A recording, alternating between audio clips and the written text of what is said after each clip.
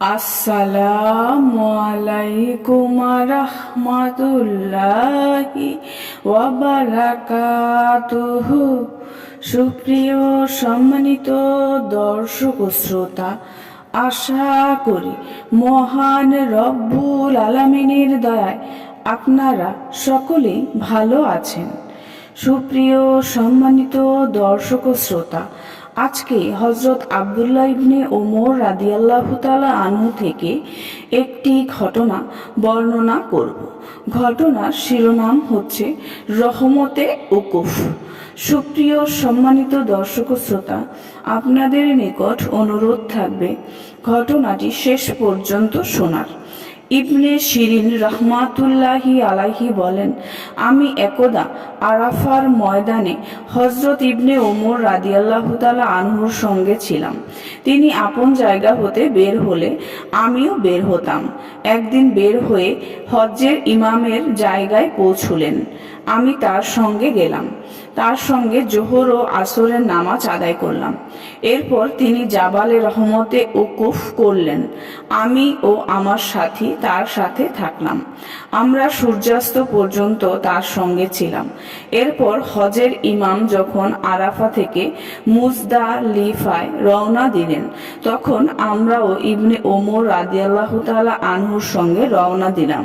তিনি যখন মাজমিন জায়গা থেকে একটু অগ্রসর হয়ে ছোট একটি স্থানে এলেন, তখন নিজের বাহন বসিয়ে দিলেন।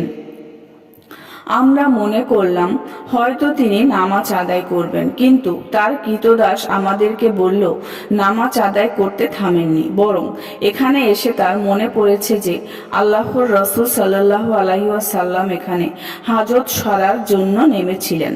তাই তিনি হুজুরের অনুসরণে এখানে হাজত সরতে নামলেন। হযরত ইবনে ওমর রাদিয়াল্লাহু তাআলা আনহু মক্কা মদিনার মাঝে একটি গাছের কাছে এসে সব সময় বিশ্রাম নিতেন।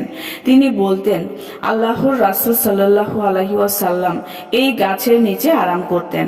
মুজাহিদ রাহমাতুল্লাহি আলাইহি বলেন, আমরা এক সফরে হযরত ইবনে ওমর রাদিয়াল্লাহু তাআলা আনহুর সঙ্গে ছিলাম। চলতে চলতে তিনি এক জায়গায় এসে সেখানে রাস্তা বদল করে অন্য রাস্তায় আসলেন। সাথীরা জিজ্ঞেস করল, আপনি এমন করে রাস্তা পরিবর্তন করলেন কেন? তিনি বললেন, আল্লাহর রাসূল সাল্লাল্লাহু আলাইহি ওয়াসাল্লামকে এই জায়গায় এমন করতে দেখেছি বিধায় তার অনুসরণে আমি এই জায়গায় এমন করলাম। নাফি রাহমাতুল্লাহি আলাইহি বলেন, হযরত ইবনে ওমর রাদিয়াল্লাহু তাআলা আনহু মক্কা শরীফের রাস্তায় সোজা চলতেন না, কখনো রাস্তার ডানে আবার কখনো বামে চলতেন।